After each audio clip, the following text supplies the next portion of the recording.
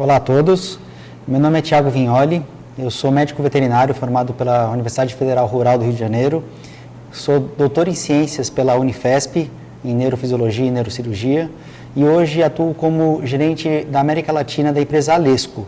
Também atuo como clínico veterinário, clínico e cirurgião de pequenos animais. E hoje eu vou falar um pouco para vocês a respeito das novas tecnologias hoje empregadas em biotérios.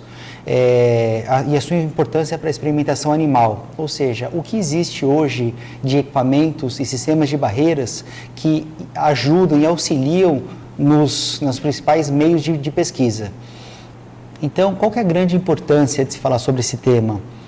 Produzir animais com qualidade, animais certificados, animais que estejam aptos à pesquisa, que tenham menos viés à experimentação animal, que gerem menos transtornos aos pesquisadores. Qual o objetivo? De melhorar os resultados experimentais, diminuindo o viés, diminuindo os erros, com qual objetivo também? De reduzir o uso desses animais, tá? E também de prevenir a contaminação de nós, operadores, que lidamos propriamente com os animais, como também dos próprios animais, para que eles tenham também menos fatores de interferência. Falando então da biossegurança, o que é biossegurança? Então, biossegurança, por definição, é um conjunto de ações destinadas a prevenir, controlar, minimizar e muitas das vezes eliminar todos os riscos inerentes à atividade de pesquisa, produção, desenvolvimento tecnológico, serviço e inúmeros outros. E essa biossegurança apoia-se em três principais pilares de sustentação, que devem se conversar harmoniosamente entre si, com qual objetivo? De reduzir e eliminar todos os fatores de interferência. Quem são esses três pilares de sustentação? Os técnicos, alunos, as pessoas que lidam propriamente com os animais. Outro, os animais propriamente ditos. E um terceiro, o sistema de barreiras, que compreende o desenho arquitetônico, a capacitação do RH, os procedimentos operacionais padrões estabelecidos nesse biotério, equipamentos, dentre inúmeros outros. Então, vou falar um pouco sobre cada um, para que vocês entendam todo o contexto e a importância dessa biossegurança. Em relação ao primeiro pilar de sustentação, as pessoas que trabalham diretamente nesse biotério, qual que é o fator de interferência principal? As alergias. Essa é a principal causa de afastamento de 1/3 das pessoas que trabalham dentro desses biotérios, ou seja, 33% das pessoas são afastadas por apresentarem reações de hipersensibilidade.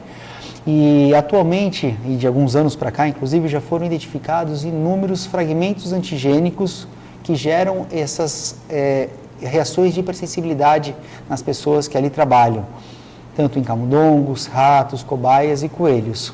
E elas são passadas através de inoculação por suspensão desses aerosóis, tá? Ou por limpeza desses materiais, ou por limpeza do próprio ambiente, que suspende esses particulados, esses fragmentos antigênicos, ou por outros fatores que dentro do biotério, tá, como sacrifício dos animais, cirurgia, coleta de tecidos, transporte dos animais, tudo envolvido nesse biotério, tudo através desse manejo pode gerar esses processos de hipersensibilidade.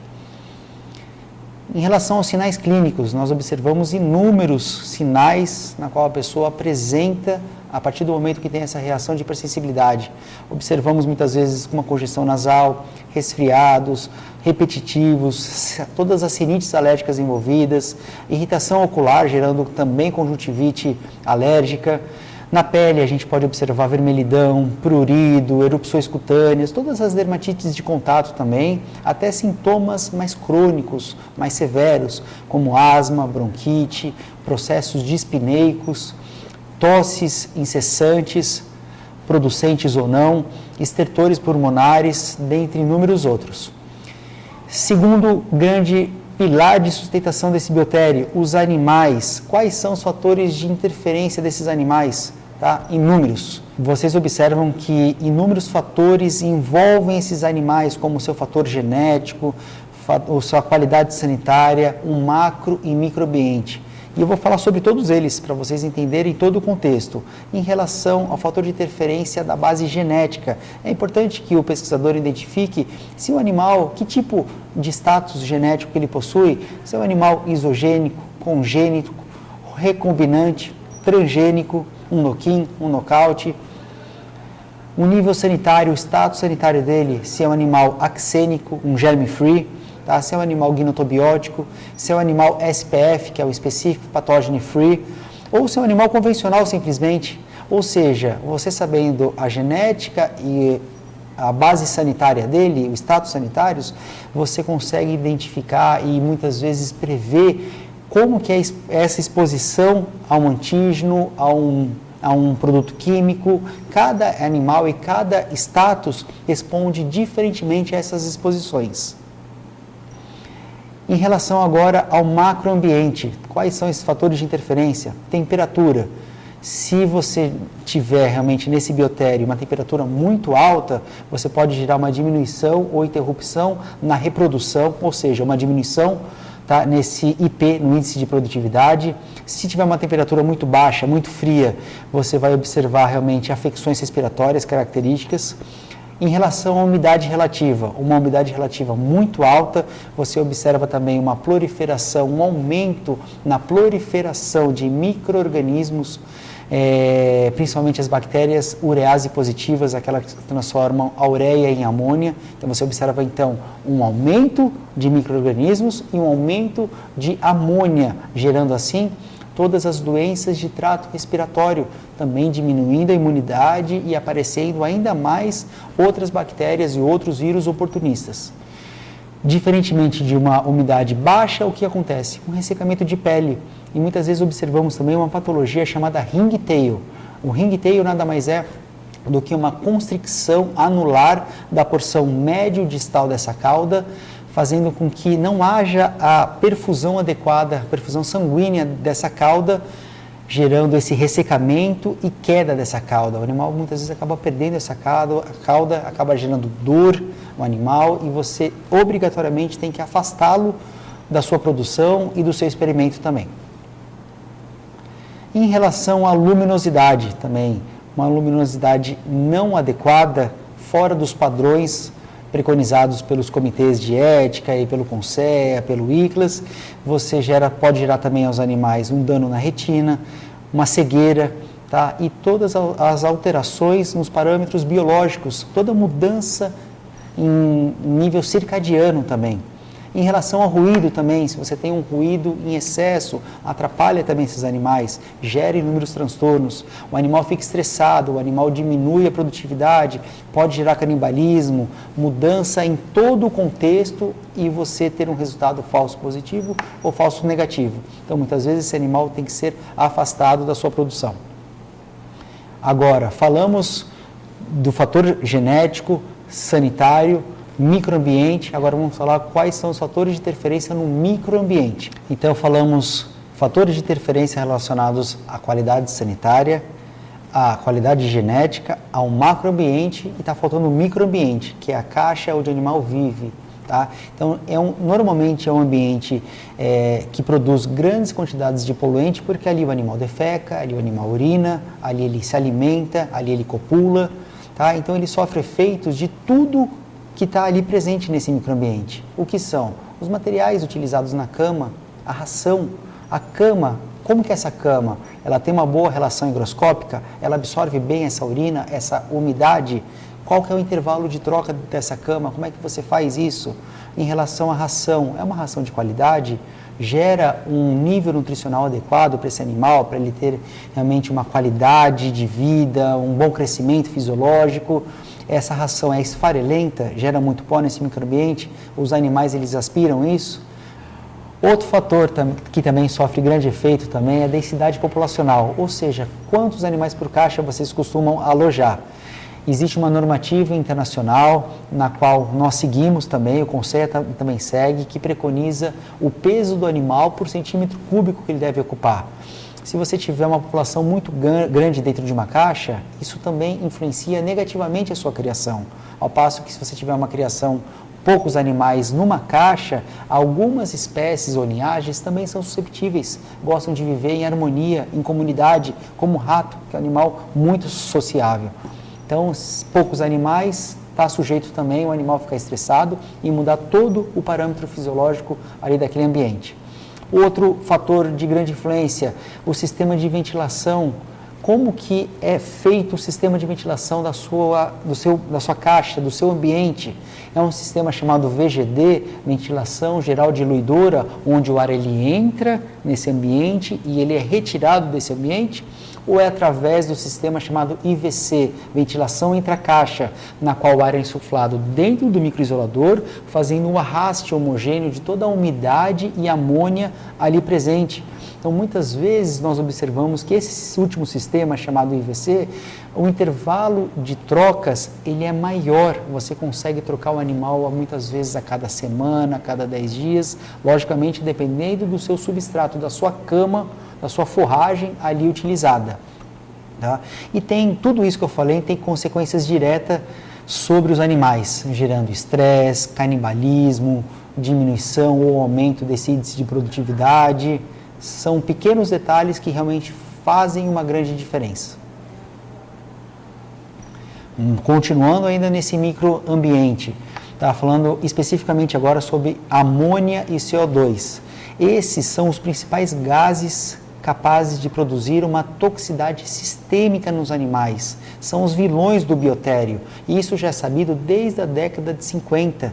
Tá? Onde eles estão relacionados, a sua produção está relacionada diretamente com inúmeros fatores, sejam elas a temperatura, a umidade relativa, a frequência de limpeza dessas gaiolas, a densidade de ocupação, a espécie animal também, o volume e, como eu falei, a constituição da sua cama.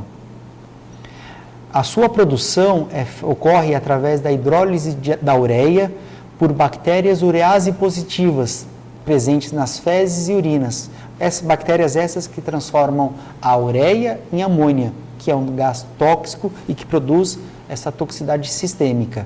Existe hoje uma faixa tolerável, tá, para esses roedores, num limite de 25 ppm.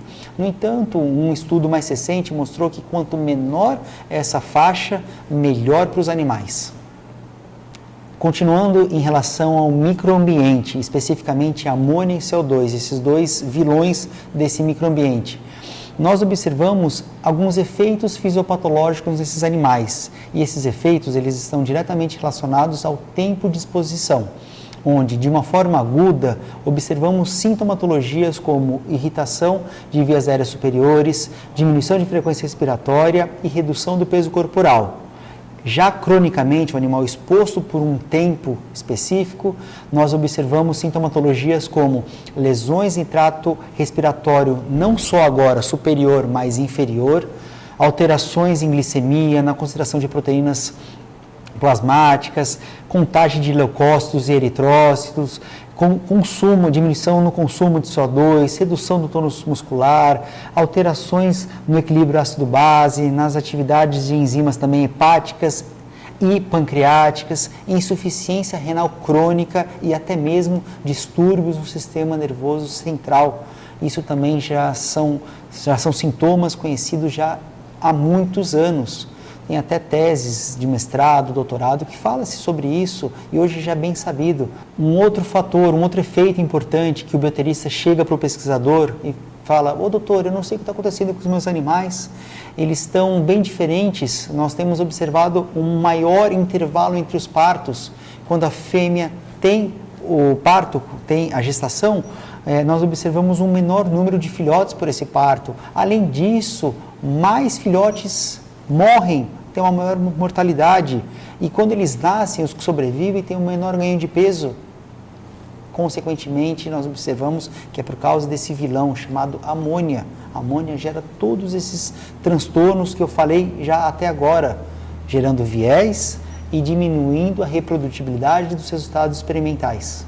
Como vocês podem ver nessas fotos, são alguns exemplos de animais cronicamente expostos à amônia, onde nós observamos animais adinâmicos, apáticos, tá, com comportamento diferenciado, não característico, pode gerar também problemas anatômicos e fisiológicos. O animal pode ter porfirina, que é uma secreção vermelho acastanhado pelas células de Harder presente na conjuntiva. Nós observamos também nessas outras fotos, isso aqui é a doença chamada ringtail. Ringtail é aquela diminuição da umidade desse microambiente, onde essa constricção anular dessa cauda, e essa cauda cai, ela apodrece, gera dor, e você necessariamente deve afastar esse animal da sua pesquisa. Então, como reduzir esses prejuízos? Através do terceiro pilar de sustentação, dos sistemas de barreira. Esse que vai ser o nosso foco hoje e o porquê utilizar essas novas tecnologias hoje empregadas nesses biotérios. E o que são sistemas de barreiras? Eles definem-se como sistemas que combinam os aspectos construtivos do próprio biotério, os equipamentos nele ali contidos e todos os métodos operativos que vocês estabeleceram e que buscam estabilizar as condições das áreas restringidas, minimizando a probabilidade de patógenos e outras substâncias indesejáveis contaminarem animais de áreas limpas e a nós, seres humanos. E não importa se é para biotérios de criação ou de experimentação. E quais são os exemplos de barreiras sanitárias? São vários, podemos utilizar vários exemplos.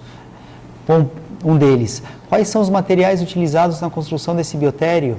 Como que é o piso desse biotério, antiderrapante, tem bom escoamento? Como que é a parede? Ela é pintada, lavável, é uma pintura que você consegue desinfetar, lavar, tem bordas arredondadas, como que é o teto, como que é a iluminação, os sistemas de ventilação, de filtragem. Outro exemplo, os equipamentos de filtração. É filtro EPA, filtro absoluto, ou é o filtro normal, filtro simples? Tudo isso influencia. Se você vai criar um animal SPF, você tem que ter um filtro adequado para isso. Existe pressão diferenciada entre os ambientes? Pressão positiva, pressão negativa? Você autoclava os seus produtos e materiais ou você desinfecta? Qual é o desinfetante que você utiliza? Qual o tempo de exposição a esse desinfetante? Você retira adequadamente esse desinfetante para não deixar resíduo nesses produtos? E todos fazem uso de uma higiene pessoal adequada? Todos utilizam EPIs adequadamente? Touca, luva, máscara, gorro? Há uma exigência para determinadas áreas? Todos seguem os procedimentos operacionais padrões já estabelecidos e indexados no seu biotério? Eu falo não só pelos pesquisadores que ali trabalham, mas para todos que ali, porventura, vão fazer uma pesquisa, um docente que vai fazer uma injeção em algum animal, algum procedimento propriamente dito, tá? E, por fim, os equipamentos de proteção coletiva.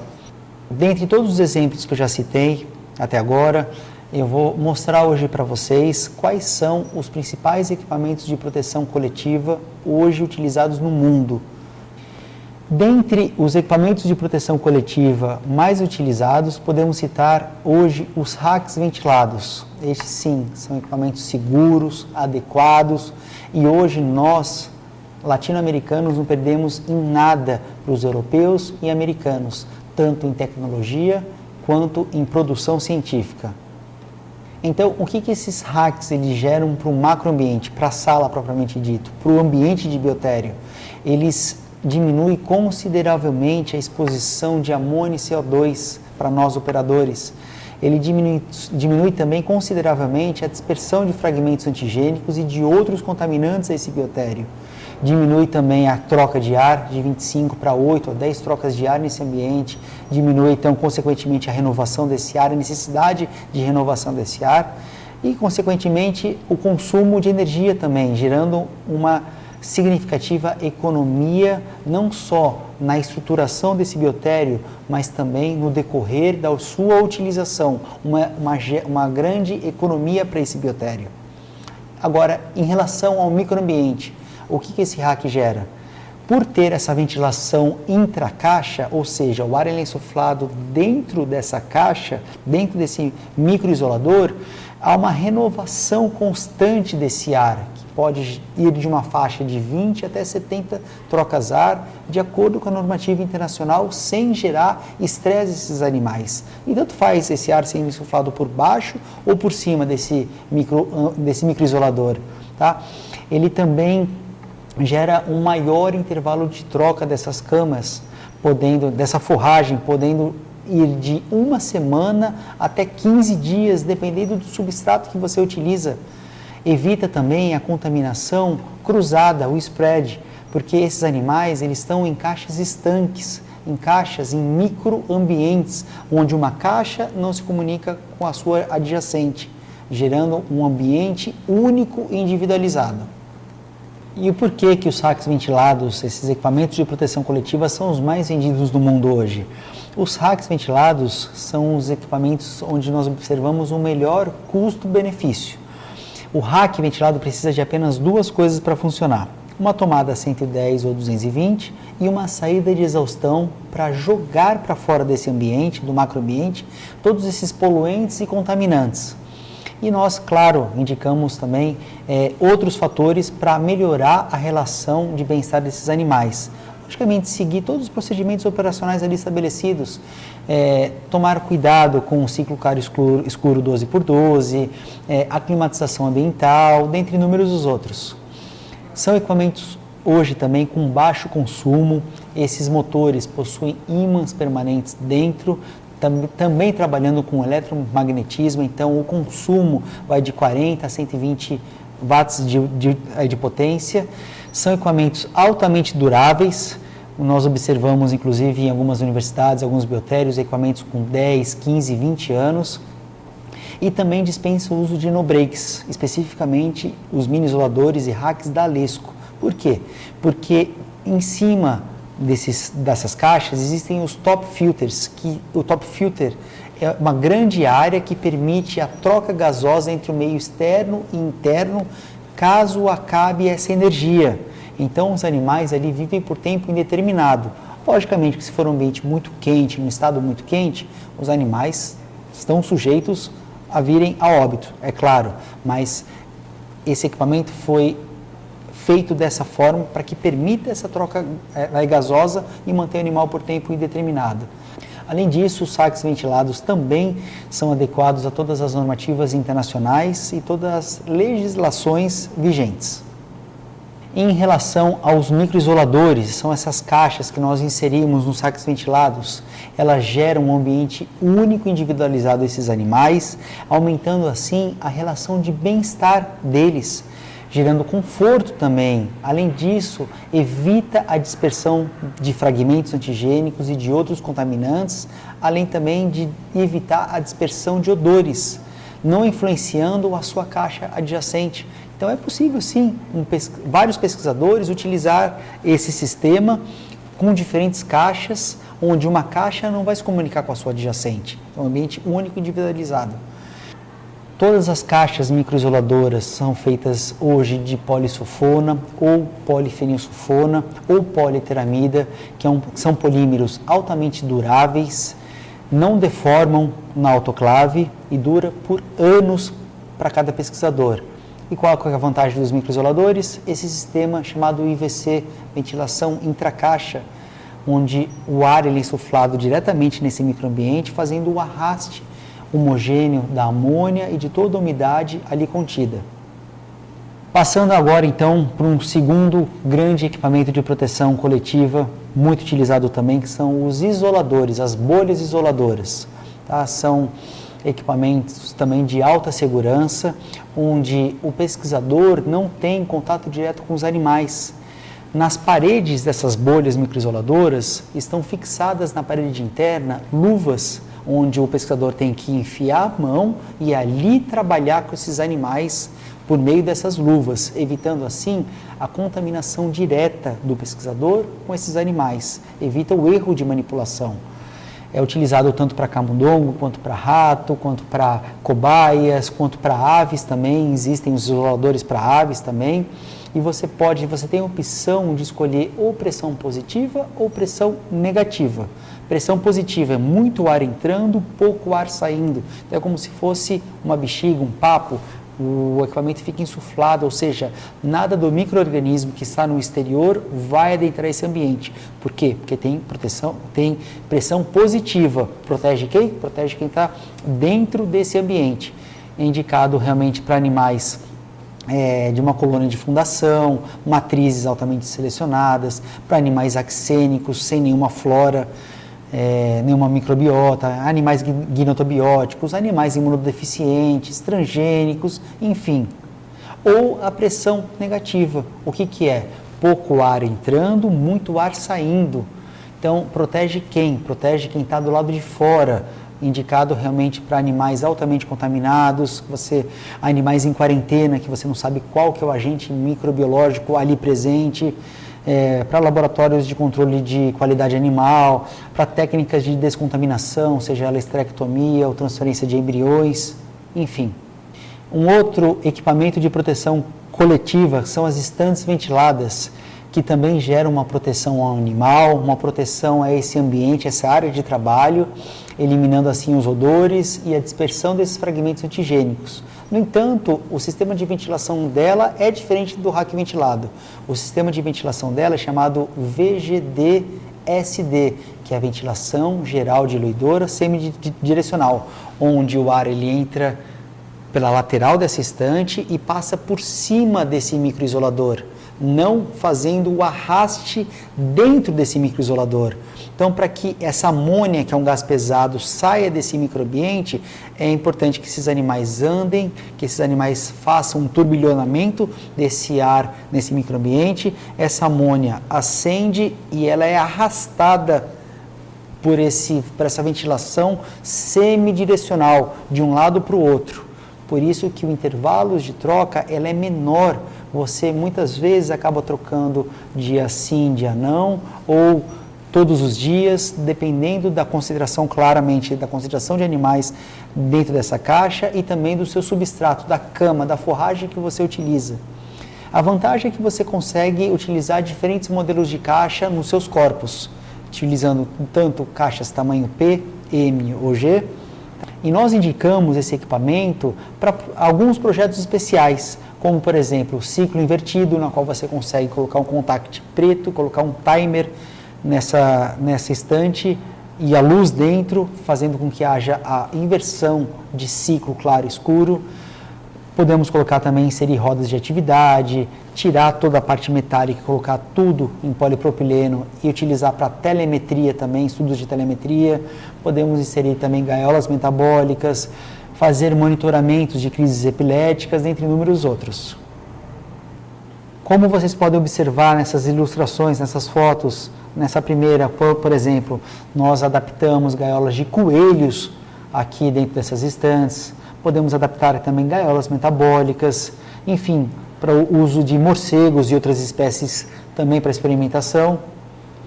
Um outro equipamento de proteção coletiva bastante utilizado também são os módulos de troca. Esses módulos de troca são extremamente importantes para que se mantenha realmente o status sanitário desses animais. Não adianta você ter somente um rack ventilado ou uma estante se você não tem um módulo de troca para fazer a simples operação de troca desses animais. Tirar esses animais dos racks ventilados nos microisoladores e trocá-los da caixa suja para colocar na caixa limpa. Então, esse módulo de troca, ele cria uma área de proteção controlada, tá? Impedindo assim a contaminação de agentes externos.